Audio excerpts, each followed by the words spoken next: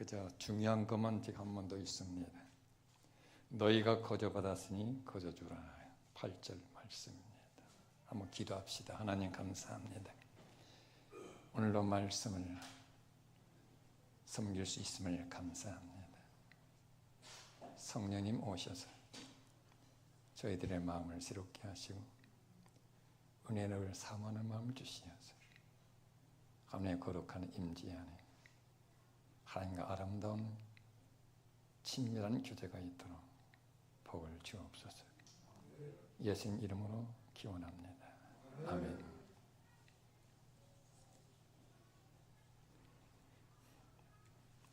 주일날 예배를 마치고 내려오니까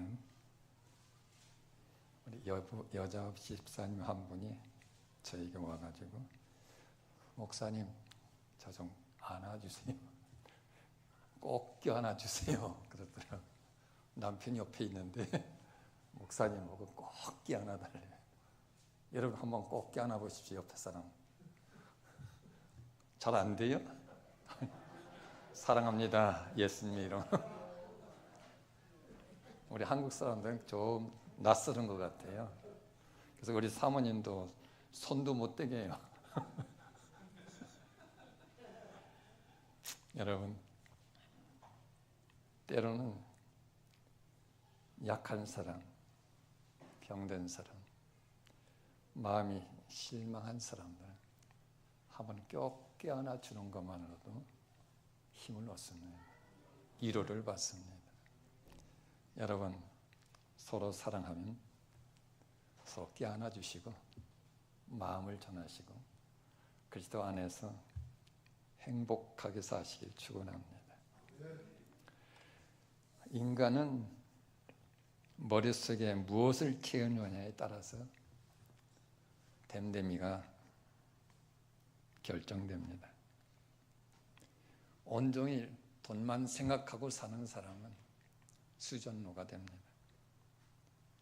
하루 종일 성적 쾌락에 대한 생각으로 머리를 채우는 사람은 성적인 노예가 됩니다.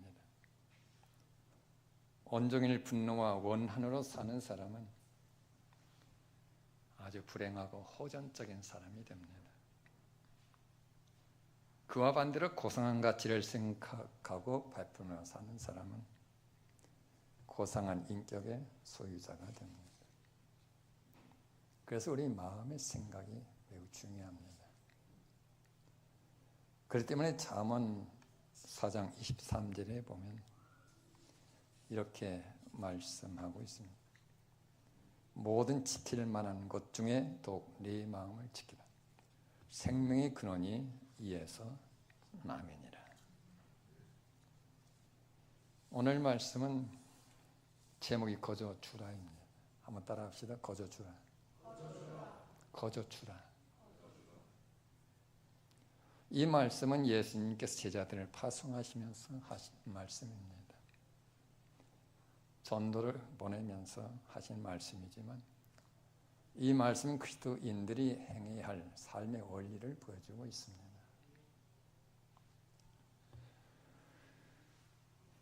제자들을 부르셨습니다. 그리고 그들에게 권능을 주셨습니다. 그리고 가라고 보내십니다. 부르신 것, 선택하신 것입니다. 축복입니다. 여러분께 부르신 것 축복입니다.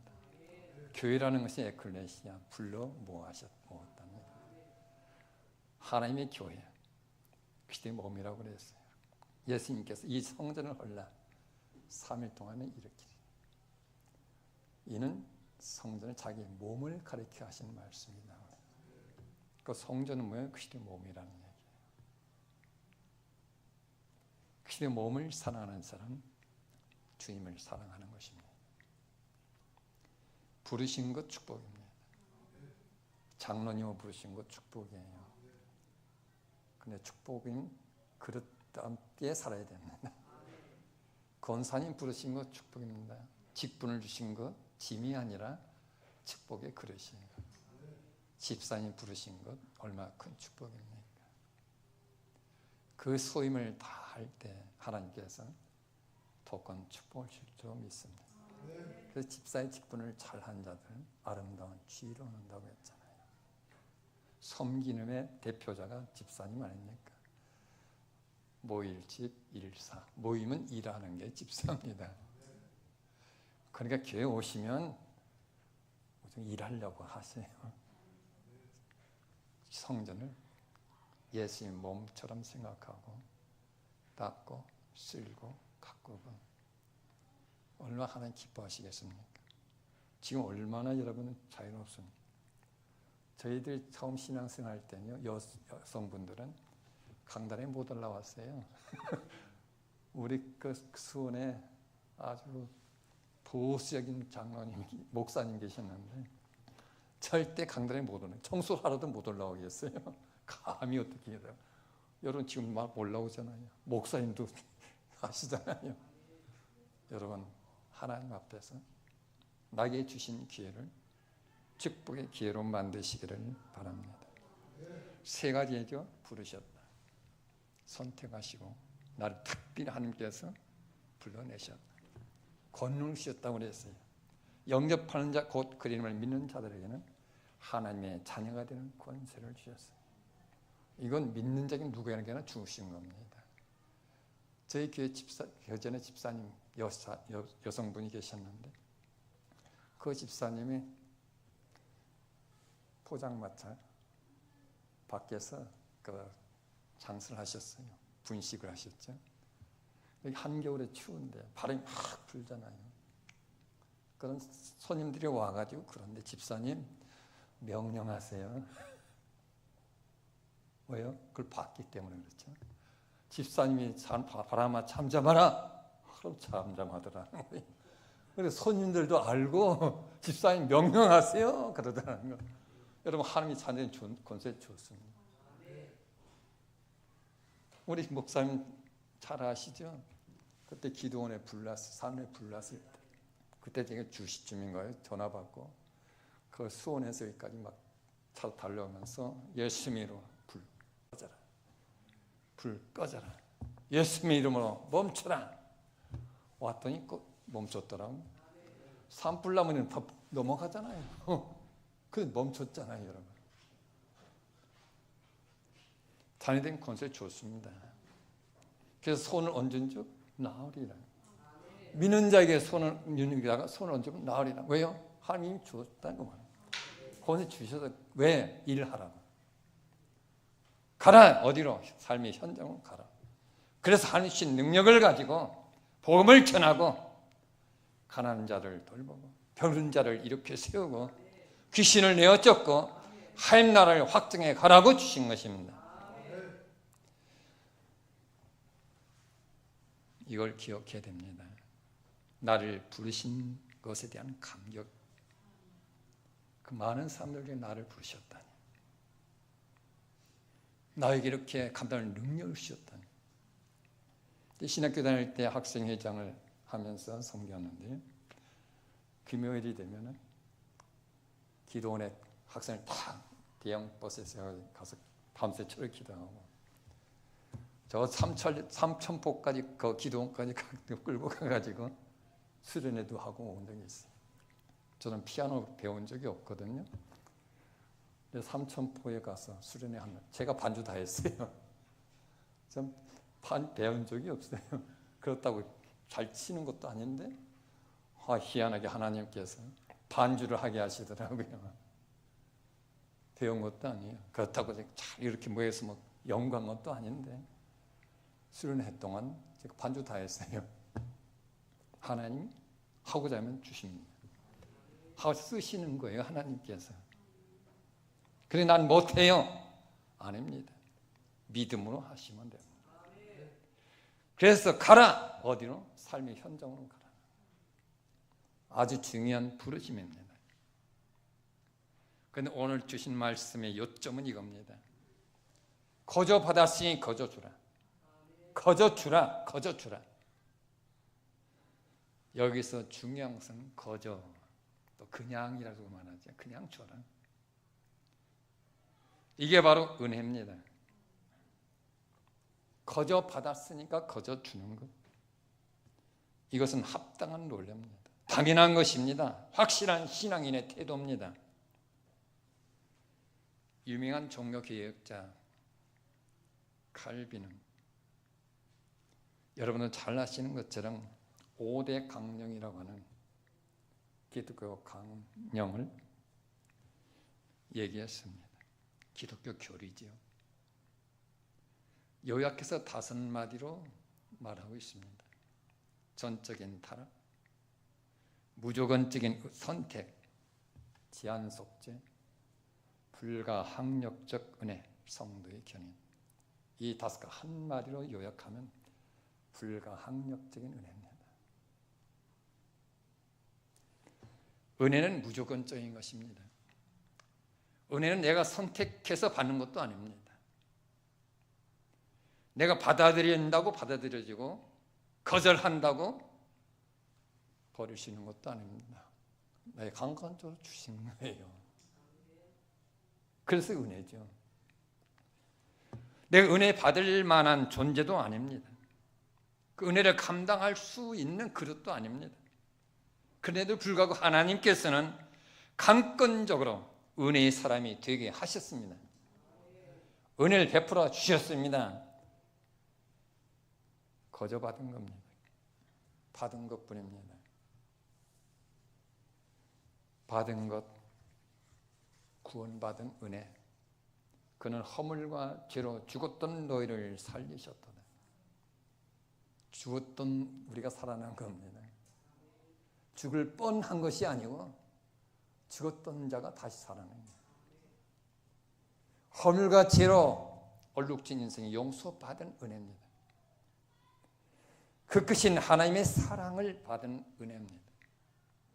그 큰 사랑을 인하여 허물로 죽은 우리를 그리스도와 함께 살리셨고 너희는 그 은혜로 구원을 받은 것이라. 여러분들이 예수 믿고 하나님의 자녀가 되어진 것은 하나님이 거저 주신 은혜로 은혜의 사람이 되게 하신 하나님의 선물인 것입니다. 그러니까 은혜를 받았으면 그 은혜를 알고 은혜를 감격했으면 베풀 줄 알아야 됩니다. 거저 받았으니까 거저 주어야 합니다. 받은 것 거저 주는 것 당연한 일 아닙니까? 내가 거저 받은 것을 가지고 내가처럼 행세해서는 되겠습니까? 무슨 조건이 있을 수가 있습니까? 예수님 말씀하십니다. 내가 너희를 사랑한 것 같이 너희가 서로 사랑하라. 바로 성경 가장 중요한 핵심이죠. 우리가 하나님께로부터 사랑을 받았습니다. 위로부터 아래로 오신 사랑을 받았습니다.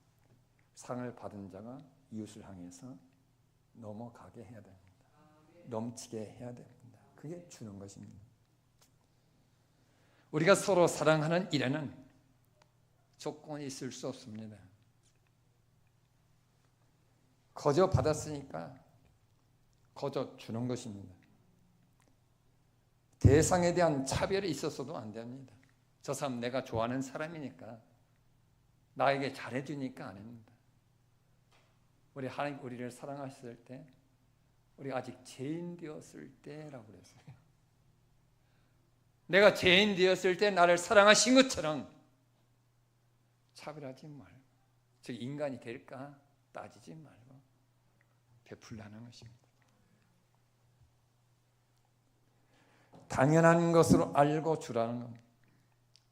내가 대단한 일 한다고 생각하지도 말라는 것입니다.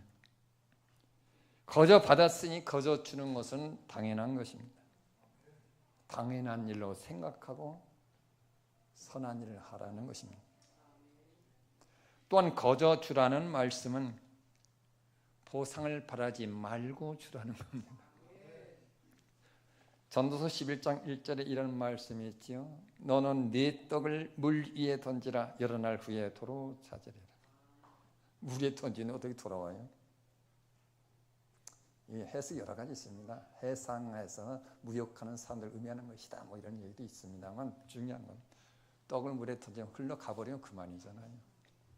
그런데 하나님께서 주시겠다는 거예요. 하나님이 베풀어 주겠다는 것입니다. 하나님이 보상해 주겠다는 말입니다. 조그만 보상도 바라지 말고 주라는 겁니다.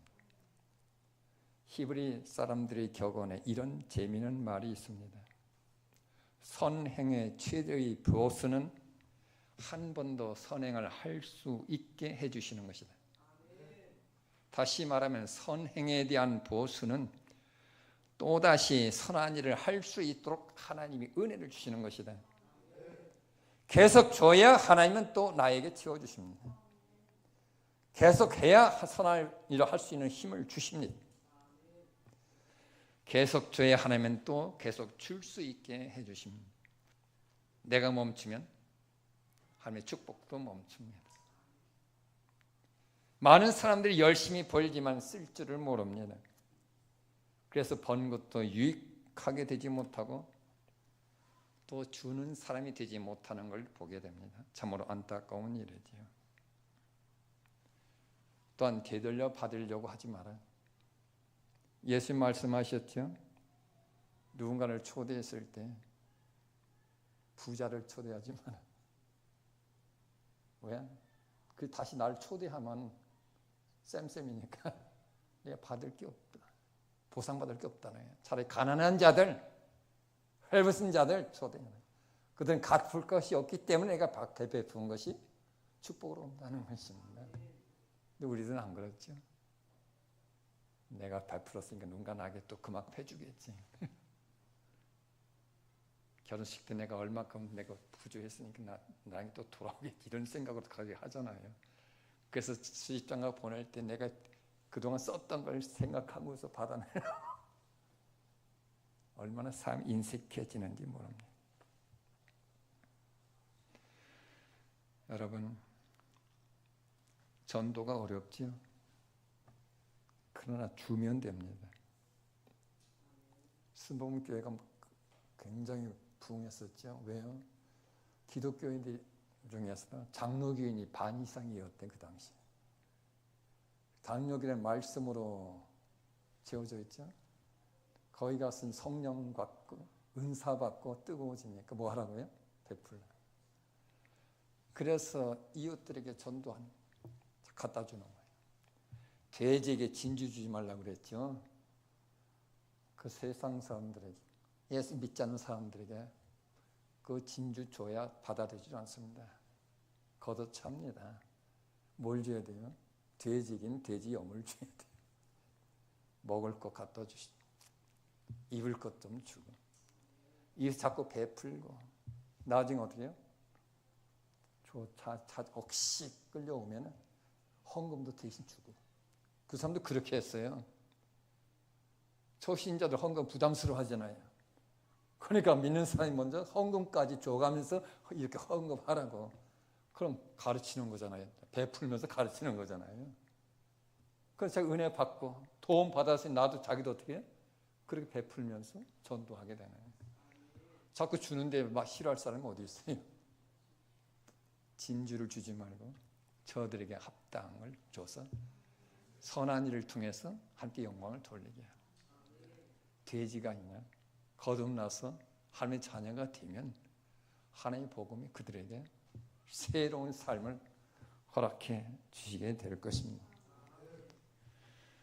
결과를 바라지 말고 베풀어야 됩니다. 이거 줘봐야 소문도 없잖아. 저 사람 이거 줘봤자 사람 되겠어. 여러분, 이 사람은 안 되고 저 사람은 되고 내가 비판하지 말고 하나님께서 모든 사람을 사랑하는 것처럼 나와 선한 삶을 싸우는 선한 일을 행하면 하나님이 하실 일입니다. 결과는 하나님이 하신 겁니다. 내 생에 떠난 것은 내일로 끝난 것이고 그 후에는 하나님이 하실 일입니다. 그래서 떠난 걸 끈을 놔야 하나님이 일하시는 거예요. 결과가 어떻게 되든 신경 쓰지 마십시오. 거친 어리석은 생각이 없습니다. 그만큼 교만한 생각이 없습니다. 왜 내가 결과까지 염려해야 됩니까? 복음 전하면서 가장 중요한 것입니다. 결과까지 생각하니까 문제가 돼요. 전도 안 되니까 나 안 해. 그렇잖아요. 해봤자 소용도 없는데 아니요, 자꾸 뿌려야 됩니다. 예수님 뭐라고 했어요? 농부가 그들은 심었고 너희는 거뒀다. 심은 자가 있으면 결국 거두는 자도 있게 돼요. 내가 뿌린 거 다른 사람이 거둘 수도 있어요. 동해 청수께서 심은 것 유대 감리교회에서 거둘 수도 있습니다. 중요한 거예요. 심었을 때 하나님이 거두게 하시니까 결과는 주님께 맡기고 나는 내가 할 일을 최선을 다하는 것입니다. 받는 대상 잊어버려야 됩니다. 내가 누구에게 뭘 줬는데 잊어버려야 됩니다. 받은 것은 기억해도 준 것은 잊어버리셔야 됩니다. 예수님이 재미있는 말씀하셨죠. 마태복음 25장 34절 이하에 보게 되면 한 임금이 오른쪽에 양, 왼쪽에 염소. 오른쪽에 있는 양들에게는 하나님이 예비하신 잔치에 나라에 참여하는 축복을 허락하십니다. 근데 그들이 뭐라고 말합니까? 오른편에 있는 자에게 내 아버지께 복받을 자들이야. 나와 창세로부터 너희를 위하여 예비된 나라를 상속받으라. 내가 줄일 때 너희가 먹을 것을 주었고 목마를 때 마시게 하였고 나그네 되었을 때에 영접하였고 헐벗었을 때에 옷을 입혔고 병들었을 때에 돌보았고 옥에 갇혔을 때 찾아보았느니라. 그때 그들이 말합니다. 주님, 임금님, 우리가 언제 주님께 드린 걸 보고 마시겠습니까? 배고픈 걸 보고 우리가 언제 잡수겠습니까? 헐벗은 걸 우리가 어떻게 언제 그렇게 했습니까? 잊어버렸잖아요. 기억도 참 못해. 근데 임금이 뭐라고 해? 다 기억하고 있다. 나는 이 기억조차 없는데 내 손에 한 일도 내가 생각도 못하고 있는데 기억하고 있다. 누가? 하나님이 기억하고 있어. 엔소리 하는 것, 온소리 모르게 해도 하나님은 기억하시는 거예요. 거저 받은 것은 큰데 내가 거저 주는 것은 너무 적다. 늘 아쉬운 마음, 이게 중요합니다. 더 베풀고 싶은데 없어서. 은혜 받은 너무 큰데 베푸는 것은 너무 적어서. 이게 진정한 기독교인의 모습이 아니겠습니까? 너희가 여기 내 형제 중에 지극히 작은 자 하나에게 한 것이 곧 내게 한 것이니라. 여러분, 하는 자그마한 봉사가 주님께 한 것입니다. 식당에서 섬기는 분들 교회마다 보면요 부작용이 좀 있더라고요. 성도를 식사 준비하는데도 뭐 때는 구역마다 돌아가기도 하고 아니면 또 자원해서 하기도 하고 봉사하는데, 여러분 주님을 섬긴다고 생각을 바꿔보십시오. 성도가 아니라 주님을 섬기는 겁니다. 찬양 마찬가지예요. 성도를 보이기 위해서 하는 거 아닙니다. 하나님께 찬양을 드리는 거예요. 하나님께 찬양을 드리는 거예요. 주님을 섬기는 겁니다. 이 작은 자 하나에게 지극히 작은 자 하는 것도 예수님께 한 것이다. 그럼 여러분들 얼마나 하나님께 그걸 기억하고 있느냐. 자기의 작은 일도 하나님 기억하시는데 하나님의 눈 앞에서 섬기시기를 바랍니다. 우리가 왜 이렇게 각박한 세상을 살아가고 있습니까? 문제는 거저 주는 마음이 없기 때문입니다. 대가를 바라기 때문입니다. 보상을 바라기 때문입니다. 나의 칭찬을 바라고 인정받기 원하기 때문입니다. 사도 바울이 말합니다. 사도행전 20장 35절에서 주 예수께서 친히 말씀하신 바 주는 것이 받는 것보다 복이 있다 하심을 기억하여 할지니라. 이 말씀은 예수님께서 하신 말씀 가운데 사도 바울이 인용한 유일한 성경 구절입니다.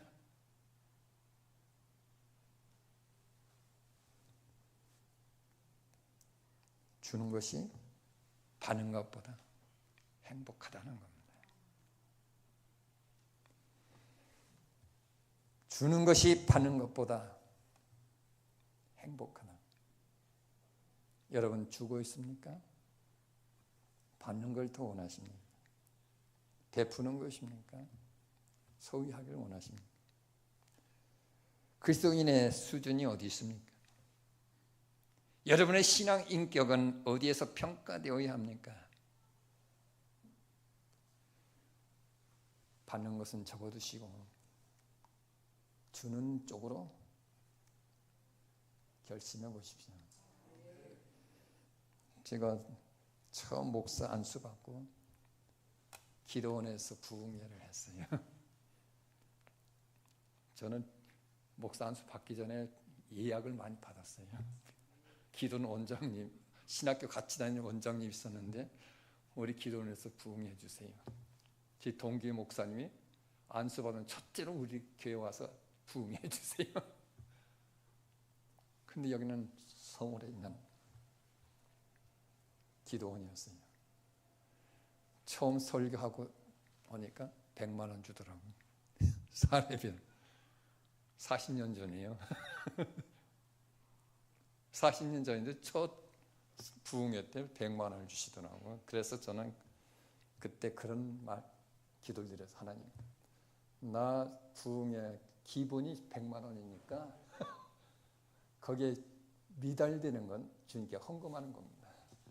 그래서 개척 미자교회 가서 설교하면 20만 원 주고 30만 원 그러잖아요. 하나님 80만 원 저금해서 70만 원 하나님께 저축한 거예요. 좀 그렇게 했어요. 그러니까 내가 뭐 쓸 것도 없지. 근데 우리 딸내미가 초등학교 5학년 때인 거예요. 아버지, 그 부흥회 사례비 받으면 그거 다 신학생 등록금 주세요. 초등학생이가 그러는 거예요, 목사님. 등록금 받으면 그거 사례비 받으면 신학생 등록금 주래요. 그래서 한 해에 뭐 서너 명씩 등록금 내주기도 하고 그랬어요. 미자립교회 성경문도 보냈죠. 10만 원씩 10년을 보냈더니 저희 동기 목사가 그걸 모아가지고 1,000만 원인가 못 해가지고 사과밭을 샀대. 농촌에 복귀하는데.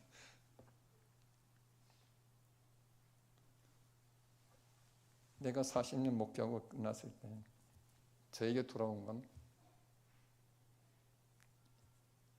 임대 아파트 보증금 1,500밖에 없었어요. 실패한 거죠, 완전히. 저는 목회 실패자입니다. 근데 목회하는 동안 우리 딸내미 교육 공부시키면서 한 학기 2천만 원씩 되는 미국 유학 다 맞췄잖아요. 그 매독 들어요. 목회 시작하기 전에 아파트 몇 채값 빚지고 시작했어요. 빚쟁이 앞에 두고 개척교회 설교했어요. 빚쟁이 앞에 두고. 그래서 지금 빚이 하나도 없잖아요. 임대보증금 1,500만 원 벌은 거지. 그렇죠? 요즘 빚 없으면 부자 되잖아요. 근데 지금 그 올라가지고 2,300인가 돼. 해마다 두 해마다 자꾸 인상되니까 또 그렇다고 못 사는 거 아니잖아요. 너희 모든 것 쓸 것을 치우시리라 우리 하나님 말씀하셨어요. 지금 저희가 매일매일 사는 게 기적입니다, 사실은. 한 달에 임대료 나가는 것만, 관리비 나가는 게 40만 원이에요. 여러분, 예수님 말씀, 주는 것이 받는 것보다 복이 있다. 행복하다는 겁니다. 복이 있다, 행복하다. 여러분, 받아봤자 별거 아닙니다. 거저 주는 자로 사시기 바랍니다. 이루하는 자로 사시기 바랍니다. 참 신앙인은 베푸는 자입니다. 시인 괴테의 글에 이런 말이 있습니다. 이 세상에서 가장 훌륭한 일은 평생을 바칠 수 있을 만한 일이 있다는 것이요, 가장 존귀한 일은 봉사하고 보답을 바라지 않는 것이다. 봉사하고 보답을 바라지 않는 신앙, 거기에 행복이 있습니다. 그런 행복만이 영원한 것입니다. 우리의 모든 고통과 갈등과 번민의 원인은 내가 받은 것을 모르기 때문입니다. 거저 받았다는 걸 몰랐기 때문입니다. 거저 주는 마음이 없기 때문입니다. 거저 받았으니 거저 주라. 이 말씀 실천은 여러분은 행복한 신앙인이 될 겁니다. 그리고 또 여러분 앞에 있는 선한 일을 위하여 오늘도 살아가시기를 바랍니다. 거저 받았으니 거저 주라. 기도합니다.